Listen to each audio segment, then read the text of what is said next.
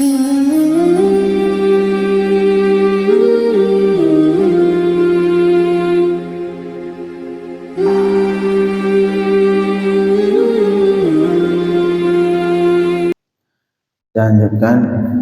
masih di surah Al-Baqarah, melanjutkan yang ayat kemarin 169 tentang syaitan memerintah manusia ataupun menyuruh manusia untuk melakukan yang pertama su, yang kedua fahsya, yang ketiga mengatakan atas nama Allah sesuatu yang tidak diketahui, mengatakan ini haram, itu haram, kemudian halal, menghalalkan sesuatu yang tidak diketahui hukumnya, ataupun mengharamkan sesuatu yang tidak diketahui hukumnya. Hukumnya sama, mengharamkan dan menghalalkan hukumnya sama. Jika tidak diketahui haram. Wa an taqulu 'ala Allahi ma la ta'lamun. Syaitan menyuruh kita manusia untuk mengatakan sesuatu yang tidak kita ketahui. Kemudian Allah melanjutkan wa idz qila lahum ittabi'u ma anzalallah qalu bal nattabi'u ma alfayna 'alaihi aba'ana awalau kana aba'uhum la ya'qiluna syai'an wa la yahtadun. Ini sekarang Allah menjelaskan bagaimana dalam Islam tidak diperbolehkan taklid buta. Hukum taklid, sebelum kita masuki ke ayat, ulama menjelaskan taklid dibagi ada beberapa macam. Yang pertama, taklid dalam masalah keyakinan ataupun i'tiqad. Taklid tentang adanya Allah wujud, Allah qadim, Allah kekal. Taklid tentang bahawa Allah berbeza dengan makhluk, tidak mungkin Allah punya tangan, tidak mungkin Allah punya mata seperti mata makhluk, ataupun Allah berduduk seperti ini, seperti makhluk. Itu semua keyakinan yang harus kita yakini pada Allah Subhanahu wa taala. Dan kata ulama ada namanya taklid dalam akidah. Dalam berkeyakinan, taklid artinya seseorang yang meyakini keyakinan Islam tentang seperti hanya Allah itu ada dan yang lain, cuman dia tidak mengetahui dalilnya. Kalau ditanya, kamu yakin Allah ada? Yakin, saya yakin Allah ada. Tapi kalau dilanjutkan pertanyaan yang kedua, mana dalilnya? Ataupun mana buktinya kalau Allah itu ada? Saya enggak tahu. Nah, itu taklid dalam keyakinan. Jadi seseorang yang meyakini tentang keyakinan Islam ataupun i'tiqad Islam, seluruh akidah-akidah Islam, cuma tidak mengetahui dalilnya. Ketika ditanya, yakin kamu Tuhan ada? Yakin Allah ada. Apa buktinya kalau Allah itu ada? Oh, saya enggak tahu. Pokoknya Allah ada sudah. Nah, itu taklid dalam bahasa, dalam keyakinan, taklid dalam i'tiqad. Hukum taklid, boleh atau tidak ada taklid seperti itu dalam i'tiqad. Jadi seseorang yang meyakini tentang keyakinan Islam, yakin kepada Allah, yakin malaikat itu ada, tapi enggak tahu dalilnya, buktinya enggak tahu. Kalau ditanya apa itu bukti Allah itu ada, oh Allah a'lam, saya juga enggak tahu. Tapi saya yakin Allah itu ada. Ini taklid seperti ini, kata ulama. Sebagian ulama mengatakan yang pendapat yang kuat, seseorang yang mungkin untuk mencari dalil, mungkin untuk mencari bukti dan dalil, tapi tidak mau mencari, hukumnya haram, dosa seseorang yang mungkin dia mempunyai otak, bukan orang gila, bukan idiot, mempunyai cerdas, mungkin untuk mencari dalil, tapi entar aja, nanti sibuk dengan yang lain. Itu hukumnya haram taklid bagi orang yang mampu bernafar, bagi yang mampu berfikir untuk mencari dalil. Itu dalam akidah. Sedangkan yang kedua dalam fikih, dalam amaliyah sehari-hari, salat, puasa. Ini hukum taklid sama. Taklid artinya mengambil perkataan orang lain tanpa mengetahui sumbernya, tanpa mengetahui dalilnya. Contoh misalkan Imam Syafi'i mengatakan kurban sunnah, ya khair sunnah. Kita cuma ikut pendapat beliau tanpa mengetahui dalilnya. Ketika ditanya apa dalil kurban sunnah, oh nggak tahu. Pokoknya ulama mengatakan sunnah, udah saya ikut sunnah. Nah, itu namanya taklid. Taklid dalam fikih. Boleh tidak taklid dalam fikih? Nah, hukum dalam fikih beda dengan dalam keyakinan. Kalau keyakinan hukumnya haram, tidak boleh taklid sama sekali bagi orang yang mampu untuk berfikir. Wajib cari dalil supaya keyakinan kita terhadap adanya Allah, terhadap Allah itu benar-benar yakin. Kita punya fondasi yang kuat, punya landasan yang kuat, punya dalil yang kuat, punya bukti yang kuat, sehingga walau bagaimanapun digoyang iman kita, enggak bergoyang. Iman kita kuat, yakin tentang adanya Allah itu kuat, tidak goyang sama sekali. Yakin bahwa Allah itu satu, Allah itu esa, kuat, tidak mungkin digoyang sama sekali. Karena kenapa? Karena kita sudah memiliki dalil yang kuat, bukti yang kuat bahwa Allah itu benar-benar satu, tidak mungkin Allah dua, tidak mungkin Allah tiga. Itu taklid dalam keyakinan, tidak diperbolehkan taklid. Yang kedua, taklid dalam fikih tadi. Taklid dalam fikih artinya mengambil perkataan orang lain tanpa mengetahui sumbernya, tanpa mengetahui dalilnya. Seperti halnya kita yakin umrah wajib. Sebagian mazhab umrah wajib bagi orang yang mampu, sama seperti haji. Wa atimul hajja wal umrata lillah. Allah berbarengan haji dan umrah. Artinya haji wajib, begitu juga umrah. Walaupun ada sebagian mazhab mengatakan umrah sunnah. Umrah sunnah ada dengan dalil-dalilnya yang banyak juga yang dipahami bahwa umrah hukumnya sunnah. Kita ngikut pendapat Imam Syafi'i yang mengatakan wajib, selesai. Itu namanya taklid. Boleh tidak taklid dalam fikih? Taklid dalam fikih hukumnya tergantung kitanya. Apabila kita sendiri itu orang yang mungkin beristihad, misalkan kita memiliki kapasitas keilmuan seperti Imam Syafi'i, itu hukumnya haram taklid. Imam Syafi'i, Imam Hanafi, para imam-imam itu, mereka itu haram bertaklid. Tak boleh mereka taklid ulama yang lain, karena mereka punya kemampuan, kapasitas keilmuan yang mungkin berijtihad sendiri. Tak boleh mereka pernah ngambil pendapat orang lain, langsung ambil ke Quran dan hadis. Ini baru cuman bagi mereka yang dibolehkan pakai slogan kembali ke Quran dan hadis. Kalau sekarang enggak, orang-orang bodoh baru belajar Islam, hari ini enggak jelas, besok jadi ustaz, langsung kembali ke Quran dan sunnah. Belajar belum pernah sudah pakai slogan kembali ke Quran dan sunnah. Benar. Bagi siapa? Itu bagi para mujtahidin yang sudah memiliki keilmuan yang cukup, ilmu alat yang cukup. Boleh bagi mereka kembali ke Quran dan hadis. Dan malahan haram bagi mereka untuk bertaklid. Enggak boleh. Imam Syafi'i mengambil pendapat Imam Abu Hanifah, enggak boleh. Harus berijtihad sendiri. Walaupun nanti kadang-kadang hasil ijtihadnya sama. Boleh. Hasil ijtihadnya Imam Hanafi hukumnya halal, haram. Imam Syafi'i ijtihadnya hasilnya juga haram. Boleh. Tetapi dari awal mengambil pendapat Imam Abu Hanifah tidak diperbolehkan. Bagi mereka itu hukumnya haram bertaklid, tak boleh taklid. Wajib berijtihad sendiri. Ini bagi orang yang bagi derajat namanya mujtahid mutlak.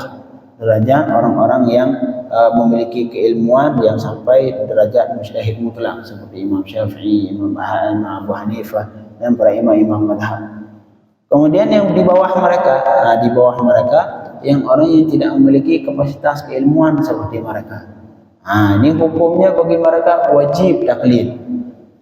Tidak boleh seperti kita sekarang. Ini wajib taklid. Karena kita kalau berijtihad sendiri justru salah. Ilmu tak cukup, kembali ke Quran dan Sunnah. Yang seharusnya 4 madhab jadi 200 madhab. Semua kembali ke Quran dan Sunnah. Ntar kata mereka, oh ini madhab ini memecah belah umat. Padahal justru mazhab ini, mazhab yang empat tidak justru mengumpulkan umat, tidak memecah belah. Karena kalau diberikan hak untuk siapa saja berijtihad, maka bakal timbul berapa mazhab, ribuan mazhab. Satu berpendapat setelahnya, satu lagi berpendapat haram, satu lagi halal, satu lagi makruh. Karena semua berhak untuk berijtihad walau tanpa ilmu. Jadi kesimpulannya tentang berijtihad ataupun taklid dalam fikih, bagi mujtahid wajib berijtihad, enggak boleh taklid, haram taklid. Sedangkan bagi selain mereka yang tidak memiliki keilmuan seperti kita, wajib taklid, wajib taklid. Malahan sebagian ulama wajib taklid salah satu mazhab yang empat, karena mazhab itu yang i'tibar, yang mu'tabar. Maka di sini Allah sekarang menjelaskan tentang sifat orang kafir.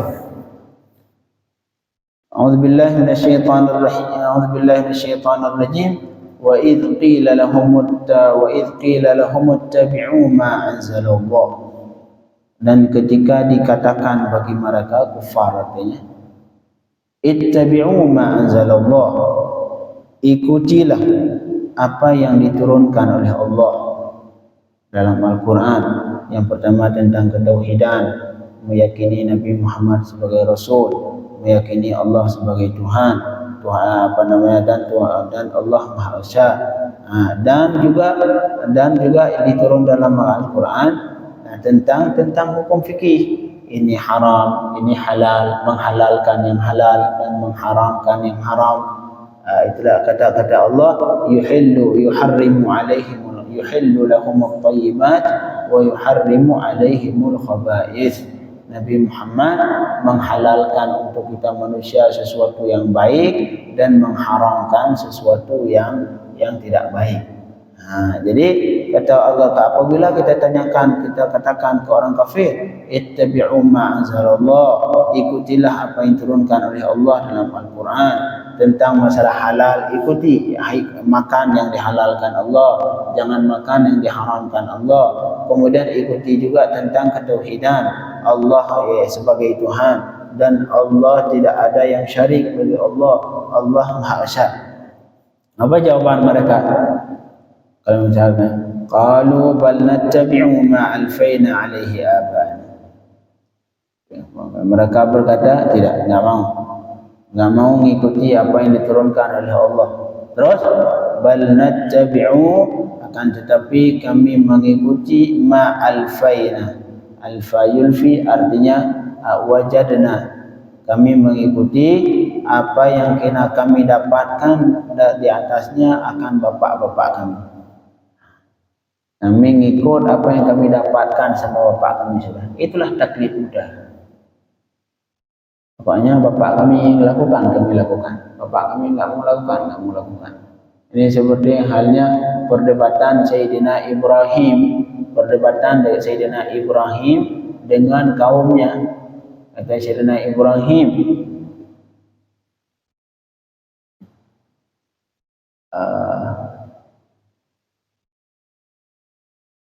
yang afara'aitum ma ta'budun, dan Allahumma shalli ala sayyidina Muhammadin jazadan illa kabiran lahu. Kata Sayyidina Ibrahim yang pertama, kata Sayyidina Ibrahim, idh qala liqaumihi ma hadhihi at-tamathil allati antum laha aqifun. Sayyidina Ibrahim berkata kepada kaumnya, ma hadhihi at-tamathil, tamathil patung-patung. Apa ini patung-patung ini kalian sembah? Kata Sayyidina Ibrahim. Ya awalnya. Apa jawaban mereka? Ini sebagai bentuk taklid buta dalam agama. Dalam Islam tidak diperbolehkan. Qalu wajadna aba'ana laha 'abidin. Oh, kami melihat bapak kami menyembah dia. Bapak kami seperti sekarang, kufar sekarang. Kenapa mereka enggak mau masuk Islam? Karena pengaruh bapak kami Kristen, kami Kristen, enggak mau keluar dari agama bapak. Qalu wajadna aba'ana laha 'abidin. Kami mendapatkan bapak kami menyembah dia, kami ikut juga sama. Qala laqad kuntum antum wa abakum fi dhalalin mubin. Kamu dan bapak kamu semua dalam kesesatan. Kamu dan bapak kalian semuanya dalam keadaan sesat. kata Sayyidina Ibrahim. Inilah contoh bentuk nabi-nabi yang lain juga sama, bentuk bagaimana umat-umat kufar ataupun kaum kufar melakukan taklid Buddha. Taklid Buddha. Seperti kufar Nasrani sekarang, semua taklid Buddha. Kenapa kamu ikut ni? Karena bapak enggak pernah memakai akal mereka. Benar enggak Tuhan itu tiga? Tuhan Bapa, Tuhan Anak. Enggak pernah memakai akal mereka, sehingga akhirnya mereka seperti itu. Seperti itu karena semuanya hasil taklid Buddha. Dalam Islam tidak diperbolehkan taklid Buddha. Wajib mencari dalil untuk menguatkan keyakinan seorang Islam tentang keyakinan Islam. Jadi kata mereka, qalu bal nattabi'u ma alfaina 'alaihi aba'ana. Tapi kami cuma mengikuti apa yang kami dapatkan padanya akan bapak kami. Tergantung, kami ikuti apa saja yang diikuti yang dilakukan oleh bapak kami. Yang pertama nyembah patung, kami lihat bapak kami nyembah patung, ya khair kami ikuti. Enggak mau tahu benar atau salah, tidak mau tahu. Kemudian bapak kami mengharamkan beberapa binatang yang dihalalkan Allah, seperti yang kemarin Saibah, kemudian Bahirah, Wasilah, Ham. Itu beberapa binatang yang halal, tapi bapak mereka mengharamkan. Sudah kami ikuti saja. Itu semuanya namanya taklid Buddha tanpa dalil, hukumnya tidak diperbolehkan dalam Islam. Qalu bal nattabi'u ma alfaina 'alaihi aba'ana. Kami ikuti yang turunkan Allah, tapi kami mengikuti apa saja yang kami dapatkan atasnya akan bapak-bapak kami, bapak ibu-ibu kami. Oke, coba tanya aja ke kawan-kawan kita yang kufar, yang mungkin punya kawan Nasrani. Tinggal tanya saja, kenapa enggak mau masuk Islam? Pasti jawabannya enggak enak sama keluarga. Enggak ada satupun dari mereka yang jawabannya, karena saya enggak yakin tentang Islam.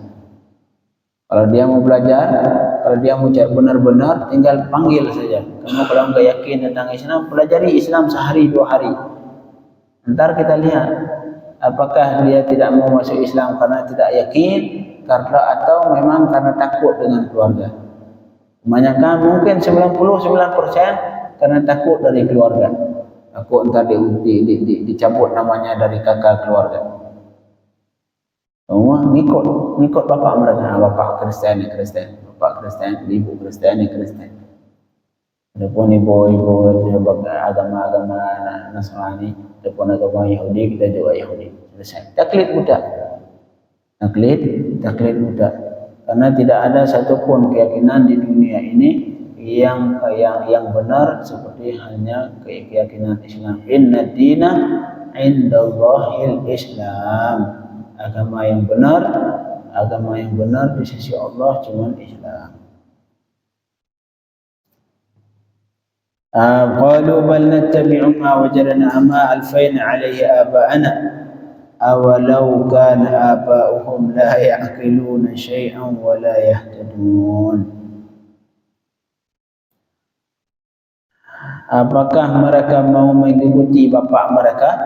Walau kana aba'uhum, walaupun bapak mereka la ya'qiluna syai'an, tidak mengetahui sesuatu. Padahal bapak mereka tetap mengikuti bapak mereka tentang urusan agama. Tapi subhanallah, kalau kita cari sebenarnya kenapa urusan agama kita taklid, tapi giliran urusan dunia anaknya biasanya jarang bertaklid ke orang tua.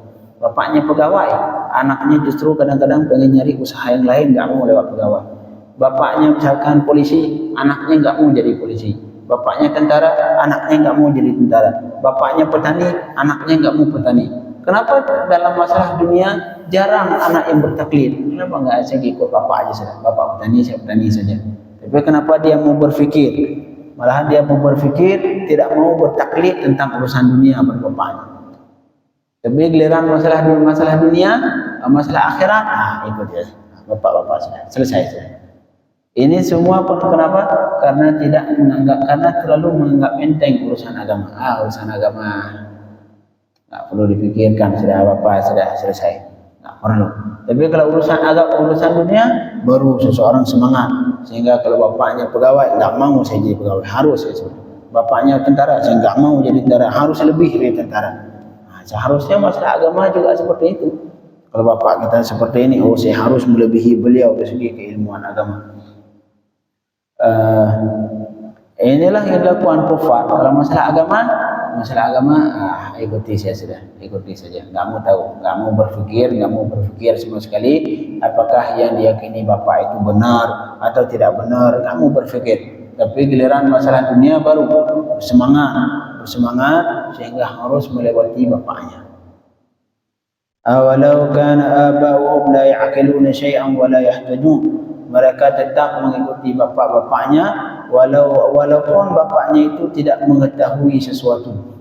Enggak mengetahui sama sekali tentang urusan agama, tetap diikuti. Wa la yahtadun, dan bapak-bapak mereka la yahtadun, tidak terpetunjuk ke jalan yang benar. Jadi tetap diikuti. Itulah namanya taklid buta. Taklid buta yang seperti ini, mengikuti tanpa nggak mau tahu. Yang diikuti itu benar, tidak benar, tak mau tahu. Pokoknya ikut saya sudah. Ini masalah agama, penyebab utama satu doang, karena terlalu menganggap enteng urusan agama. Urusan agama, kalau Kristen seminggu sekali selesai sudah. Seminggu sekali itu pun kalau dia berangkat. Kebanyakannya nggak berangkat. Mungkin Kristen mungkin 80% nggak gereja hari Minggu. Kalau Muslim lah apa? Setiap hari 5 kali. Oh subhanallah. Alhamdulillah. Alhamdulillah. Allahumma ahyina 'alal Islam wal iman wa amisna 'alaihi birahmatika ya arhamar rahimin. Wa sallallahu ala sayyidina Muhammadin wa alihi wa sahbihi wasallam.